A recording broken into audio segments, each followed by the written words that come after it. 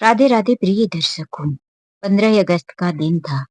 सरकारी primary school के सामने एक जिले के एसपी की गाड़ी अपनी सौरंग बजाते हुए गेट के पास रुकी। बच्चे अंदर ध्वजारोहण करके प्रसाद वितरण का आनंद ले रहे थे। वहीं स्टेज पर बहुत सारे शिक्षक लोग बैठे हुए अपने स्कूल में हुए ध्वजारोहण के इस समारोह का आनंद ले रहे थे। तभी एसपी की गाड़ी की आवाज सुनकर सब अचानक से चौंक पड़े और गेट पर खड़ा हुआ चौकीदार पूरा गेट खोल दिया। लेकिन जब एसपी साहब कार से उतरकर सीधा स्कूल के अंदर आए और स्टेज पर बैठे हुए सभी शिक्षक और हेडमास्टर जी के पास पहुंच गए, उन्हें देखकर सभी शिक्षक और हेडमास्टर जी उठ खड़े हुए। फिर हेडमास्टर जी उन्हें अपने ऑफिस में ले जाकर बैठने के लिए बोले। फिर बोले, साहब, हम आपकी क्या सेवा कर सकते हैं? क्या हमसे कोई गलती हो गई है? तो एसपी साहब ने कहा, नहीं, हमें तो परमेश्वर पंडित जी से मिलना है। क्या वह यहाँ मिल सकते हैं? तो हेडमास्टर जी ने कहा, नहीं साहब, वो तो अभी 3 साल पहले ही इस स्कूल से रिटायर हो चुके हैं। कोई बात थी क्या साहब? तो एसपी साहब ने कहा, हाँ हाँ, बात तो बहुत बड़ी है और मुझे उनसे ही मिलना है। लेकिन हेडमास्टर जी के ये सवाल और भी जिज्ञासा को बढ़ा दिए। फिर वह सवालियत नजरों से एसपी साहब की तरफ देखे तो एसपी साहब ने कहा, अरे, घबराने की कोई बात नहीं है। मैं तो परमेश्वर पंडित जी के कर्ज वापिस करने आया हूँ और मैं इसीलिए उनको ढूंढ रहा हूँ। उनका मेरे ऊपर बहुत बड़ा कर्ज है। तब जाके हेडमास्टर जी के मन में थोड़ी सी राहत लगी, नहीं तो उन्हें ऐसा लग रहा था कि कहीं किसी ने मेरे स्कूल के प्रति कोई शिकायत तो दर्ज नहीं करा दी है। एसपी साहब ने कहा, यदि आपको जानकारी हो तो मुझे परमेश्वर सर जी के घर का नंबर दे दीजिए। तो फिर एसपी साहब नंबर लेकर परमेश्वर सर जी के घर पर पहुंच गए। उन्होंने जब घर का डोरबेल बजाया तो वहां से एक आधी उम्र की महिला निकली।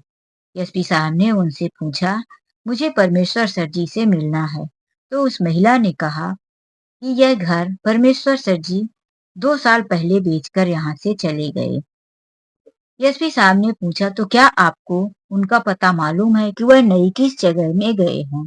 तो उस महिला ने कहा, नहीं साहब, हम उनका पता नहीं बता सकती, हमें जानकारी नहीं है। तो फिर एसपी साहब ने पड़ोस में पूछा तो उनके एक पड़ोसी मित्र ने उनका पता बता दिया। एसपी साहब उनके नए पते पर पहुंच गए। जैसे ही उन्होंने दरवाजे का डोरबेल बजाया तो वहां पर एक 12-13 साल का बच्चा आकर गेट खोला। तो उसने पूछा, किससे मिलना है साहब आपको? एसपी साहब ने कहा कि मुझे परमेश्वर सर से मिलना है। तभी एक नौजवान आकर बोला, हाँ कहिए, मैं उनका बेटा बोल रहा हूँ, कुछ काम है क्या? तो एसपी साहब ने बोला, काम तो है, लेकिन मैं परमेश्वर सर को ही बताऊंगा, तुमको नहीं। तो बेटे ने कहा, वो तो अभी यहाँ नहीं है, आप बताइए, जो भी काम होगा उनसे मिलने के बाद मैं बता दूंगा। फिर से एसपी साहब ने कहा, अरे, मैंने उनका कुछ कर्ज लिया था जो मैं उन्हें वापिस करना चाहता हूँ। परमेश्वर सर जी के बेटे ने कहा, तो फिर पैसा आप मुझे दे दीजिए, पिताजी गांव में हैं, वो यहाँ आएंगे या कि फिर मैं ही किसी काम से वहां गया तो पैसे उन्हें दे दूंगा। एसपी साहब ने कहा, कोई बात नहीं, तुम गांव का पता मुझे बता दो, मैं वहीं जाकर उन्हें पैसा दे दूंगा और उनसे मिल भी लूंगा। तो फिर उनके बेटे ने कहा, अरे वो क्या बात है ना, इधर उधर करके वह हकबकाने लगा। एसपी साहब समझ गए कि यह झूठ बोल रहा है। फिर एसपी साहब ने कहा, तुम सच सच बताओ, तुम कुछ छुपा रहे हो, कहाँ है तुम्हारे पिताजी? उसे डांट फटकार लगाने के बाद जब सख्ती से एसपी साहब ने पूछा तो उसने कहा कि हमारे पिताजी 2 साल से वृद्धा आश्रम में हैं फिर एसपी साहब ने वृद्धा आश्रम का एड्रेस लेकर पहुंच गए और जब वहां पर गए तो उन्होंने वृद्धा आश्रम के मैनेजर से कहा कि मुझे परमेश्वर सर जी से मिलना है। वृद्धा आश्रम के मैनेजर ने उन्हें उनके कमरे तक जाने के लिए कह दिया। जब एसपी साहब उनके कमरे के गेट पर पहुंचे तो अपने साथ आए हुए बॉडीगार्ड को वहीं खड़ा कर दिए और कमरे के अंदर चले गए। फिर वह वहां जाकर उन्हें क्या देखते हैं कि पूरा शरीर हड्डियों का ढांचा बचा हुआ है, आंखें अंदर की तरफ धंस चुकी है। ऐसा लग रहा है कि बिना सहारे उठ नहीं पाएंगे। ये सर जी कभी इनके माथे पर कभी भी चिंता की लकीर नजर नहीं आती थी। यह सूरवीर और एक हिम्मती मास्टर हुआ करते थे। इनकी आवाज में वह बुलंदी थी कि जो भी एक बार सुन ले तो कभी भूल नहीं पाए। कुछ पल के लिए उन्हें बिस्तर पर पड़ा हुआ देख एसपी साहब वहीं खड़े खड़े सोचने लगे कि यह मेरे वही गुरु हैं। जब मैं महज 7वीं क्लास में था तो मेरे गुरुजी ने एक बार एक सवाल किया क्लास में, बच्चों, यदि मैं तुम लोगों को 100 रुपए दे दूंगा तो तुम लोग उसे कैसे खर्च करोगे? तो कुछ बच्चों ने जवाब दिया, सर यदि मुझे 100 रुपए मिल जाएंगे तो मैं अपने लिए अपने मनपसंद खिलौने खरीद लूंगा। तो कुछ बच्चे ने जवाब दिया कि मैं अपने लिए मनपसंद का खाना ले लूंगा। किसी ने कहा मैं अपने मनपसंद के कपड़े ले लूंगा। किसी ने कहा मैं अपने लिए बुक्स या कंपास ले लूंगा। जितने बच्चे थे उन सब ने अपनी अपनी पसंद की जरूरत की चीजें सर को सुना दिया, लेकिन मैंने कुछ नहीं बोला। मुझे लग रहा था कि यदि मैं अपनी इच्छा बताऊंगा तो क्लास में मेरा मजाक उड़ाया जाएगा। फिर परमेश्वर सर मेरे पास आकर बोले, बेटा तुमने तो कुछ नहीं बताया, यदि तुम्हें 100 रुपए मिलेंगे तो तुम क्या लोगे?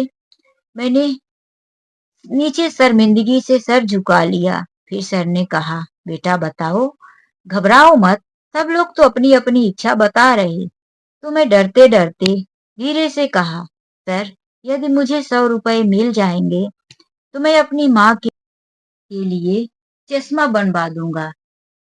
तो फिर परमेश्वर सर जी ने कहा, बेटा तुम्हारी माँ के लिए चश्मा क्या तुम्हारे पिताजी बनवा कर नहीं देंगे जो तुम बनवाओगे?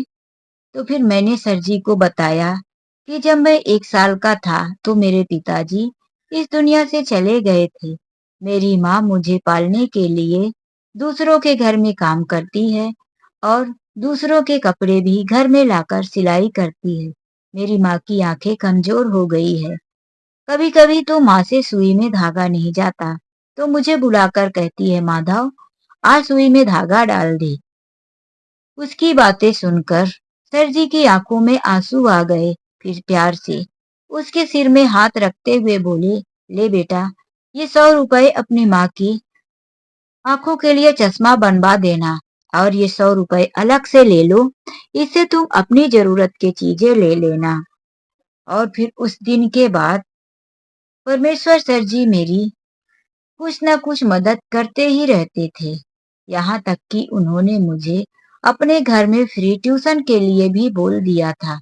परमेश्वर सर जी मुझे किताबें और कापियां लाकर दिया करते थे, जिसकी वजह से मैं पढ़ लिख कर आज इतने बड़े मुकाम तक पहुंच पाया हूँ।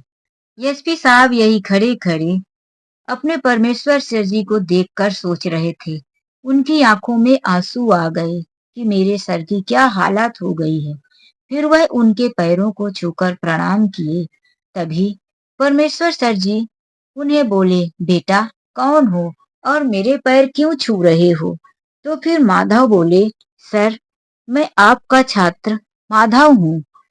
सर की अभी याददाश्त तो इतनी कमजोर हो चुकी थी कि उन्हें सिर्फ नाम से याद नहीं आया।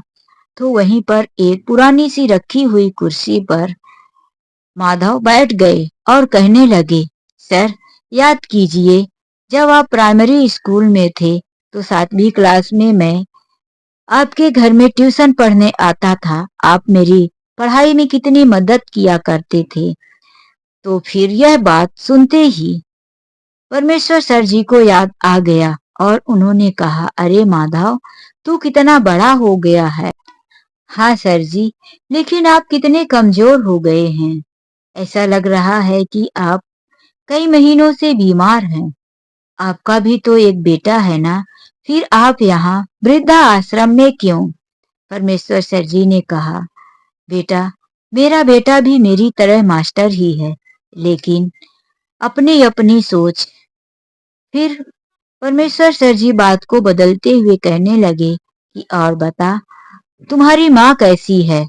माधव ने कहा, सर जी, मेरी माँ तो अभी 2 साल पहले ही इस दुनिया को छोड़कर चली गई। सर जी, आपने मेरे लिए कितना कुछ किया।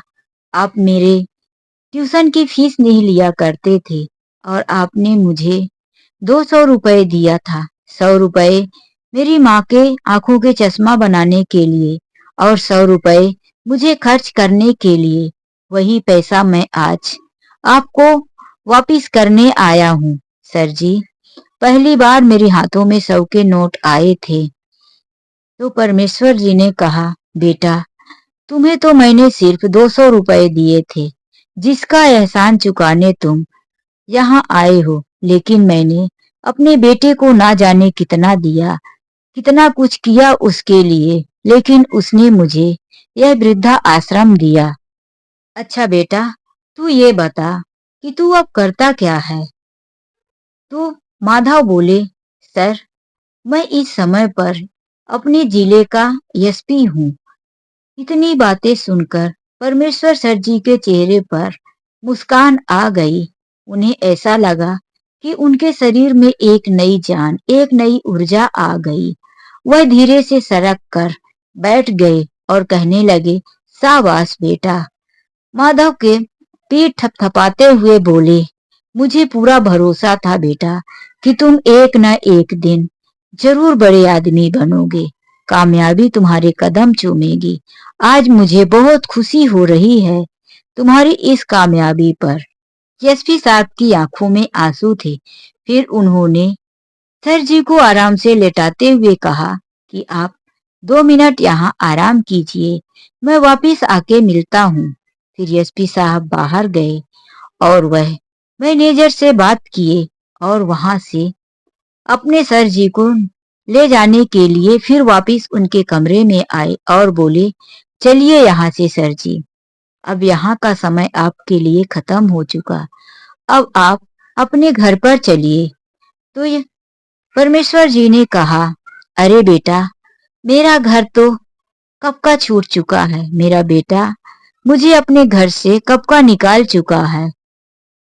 तो माधव ने कहा, सर जी, आपका एक बेटा आपको आपके घर से निकाल चुका है, लेकिन यह शिष्य आपको अपने घर ले जाने आया है। चलिए मेरे साथ। फिर एसपी सर परमेश्वर सर जी को अपने कार में बिठाकर एक बहुत बड़े बंगले में लेकर आए। उनकी पत्नी और उनके बच्चे परमेश्वर सर जी को देखकर उनके पैर छूकर आशीर्वाद लिए। फिर एसपी साहब ने अपने बीते हुए समय की सारी बातें अपनी पत्नी को बताया। तो वहीं एसपी साहब की पत्नी भी परमेश्वर सर जी का आभार प्रकट करने लगी। उनका एक छोटा सा बच्चा था, वह दादाजी दादाजी कहकर पूरा दिन परमेश्वर सर जी के साथ रहने लगा। परमेश्वर सर जी की देख रेख के और अच्छे खान पियन के वजह से उनकी तबीयत में सुधार आ गया था। अब वह अपने पैरों पर अच्छे से चलने फिरने के लायक हो गए थे। जो परमेश्वर सर जी वृद्धा आश्रम में बिना लकड़ी के सहारे, बिना दीवार के सहारे उठकर खड़े नहीं हो पा रहे थे, आज वही परमेश्वर सर जी बंगले के आसपास गार्डन में सुबह शाम टहल लिया करते थे, जहां परमेश्वर सर जी अपने शिष्य, उनके बेटे और पत्नी के साथ सुखी जीवन से रह रहे थे। वहीं परमेश्वर सर जी का बेटा, जो वह भी एक सरकारी स्कूल में मास्टर था, तो वह स्कूल में कोई गैर कानूनी काम करने की वजह से पकड़ा गया। उसके प्रति पक्का सबूत था। उसकी नौकरी भी छूट गई थी और उसके ऊपर केस दर्ज हो गया था। वह अब बहुत परेशान था अपने पिताजी के पास एक दिन माफी मांगने के लिए आया, क्योंकि उसे पता चल चुका था कि मेरे पिताजी एसपी साहब के साथ बंगले में ही रहते हैं। जब वह दरवाजे पर आया तो चौकीदार से कहा कि यहाँ परमेश्वर सर जी रहते हैं, मैं उनका बेटा हूँ। चौकीदार जाकर बताए तो परमेश्वर सर जी खुद ही गेट पर आए और उन्हें देखते ही उनका बेटा पैरों में गिरकर कहने लगा, पिताजी, आप अपने इस नालायक बेटे को माफी दे दीजिए। परमेश्वर सर जी ने कहा, बेटा, किसका बेटा? कौन बेटा? मेरा तो कोई बेटा नहीं है। मेरा बेटा उसी दिन मर गया था जिस दिन वह मुझे घर से धक्के मारकर निकाल दिया था। उसने कहा, पिताजी, मैं एक बहुत बड़ी मुश्किल में फंस गया हूँ।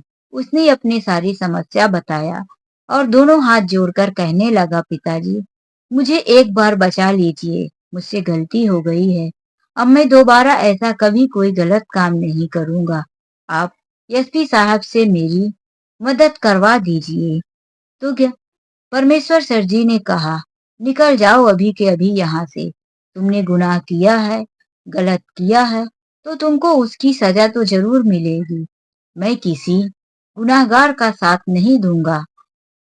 उन्होंने कहा, तुमने अपने पिता को घर से निकाला, मैंने तुम्हें एक शिक्षक बनाया कि तुम सरस्वती मंदिर का सम्मान करना, लेकिन तुमने तो उसी मंदिर का अपमान कर दिया और गुनाह किया है तुमने।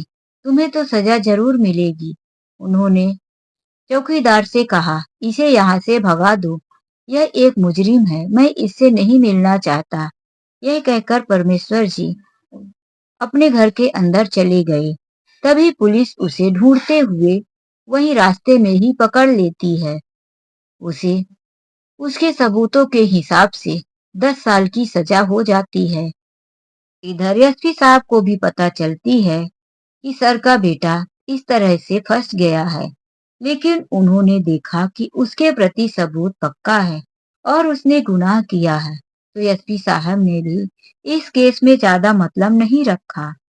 कुछ समय ऐसे ही बीता, लेकिन एक दिन उन्हें किसी ने बताया कि आपके सर जी के बहू और पोते बहुत परेशान हैं, आर्थिक तंगी से जूझ रहे हैं, जगह जगह नौकरी की तलाश में हैं। तो एसपी साहब घर आकर परमेश्वर सर जी से बात किए, उनसे कहा कि हमें उनकी मदद करनी चाहिए। परमेश्वर सर जी अपने शिष्य माधव के इस तरह से दयावान हृदय को देखकर गदगद हो उठे और बोले, बेटा, तुम्हारे जैसी औलाद भगवान हर किसी को दे, तो शायद कोई माँ बाप इस दुनिया में अकेला और अनाथ ना हो। तो दोस्तों, यह कहानी आप लोगों को कैसी लगी, लाइक और कमेंट करके जरूर बताएं। दोस्तों, यदि आप मेरी कहानी पहली बार सुन रहे हैं, मेरे चैनल को सब्सक्राइब नहीं किए हैं, तो प्लीज सब्सक्राइब करें। आपका एक सब्सक्राइब मुझे आगे की वीडियो बनाने के लिए प्रेरणा देता है। मिलते हैं नेक्स्ट वीडियो में। राधे राधे, जय श्री कृष्णा।